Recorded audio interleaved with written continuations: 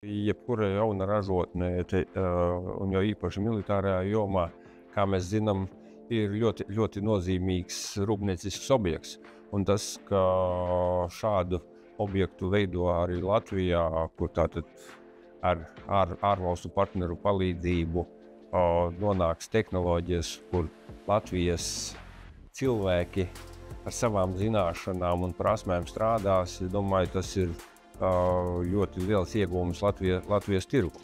Un, protams, ka tik daudz, cik saražo neviena rūpnīca mums Latvijai nevajag vienai pašai. Ja? Tas nozīmē to, ka mēs kļūsim arī par eksportētājiem, ja? Un varēsim uzlabot savus eksporta rādītājus. Ja? Un tas jau kopumā ekonomikai dod tikai šos pozitīvos aspektus. Ja?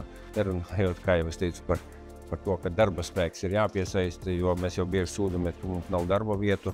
Un šādi objekti jau rada arī darba vietas. Jebkurā gadījumā, manuprāt, tas ir svarīgi, ka šāda veida rūpnīcas veidojās pat Latvijā, jo tiešām mēs redzam to, ka ir rindas uz dažādām iekārtām, munīciju, aparatūru. Un, protams, tas, ka rūpnīca būs šeit Latvijā, tas paver, manuprāt, lielākas iespējas, ka varbūt mēs šeit arī kaut kādos krīzes momentos varēsim saražot paši šeit.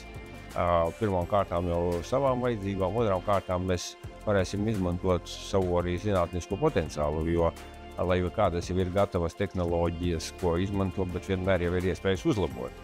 Ir īpaši pašlaik, kad tāpat attīstās kaut vai mākslīgais intelekts, tad iespējams šeit arī var. Un visdrīzākais arī tuvākā nākotnē tiks pielietots plašāk mākslīgais intelekts. Līdz ar to, teiksim, ir iespējas arī mūsu zinātniekiem jauna darbības sfēra, kurā var turpināt darboties. Un trešām kārtām neapšaubāmi tās ir darba vietas šeit Latvijā, jo mēs jau bieži sūdzamies, ka nav darba vietu. Un domājams, ka militārā rūpniecībā jau, cik es atceros, vienmēr gan tehnika, gan iekārtas, munīcija pietiekami augstās cenās, tātad var arī normāli maksāt cilvēkiem par darbu.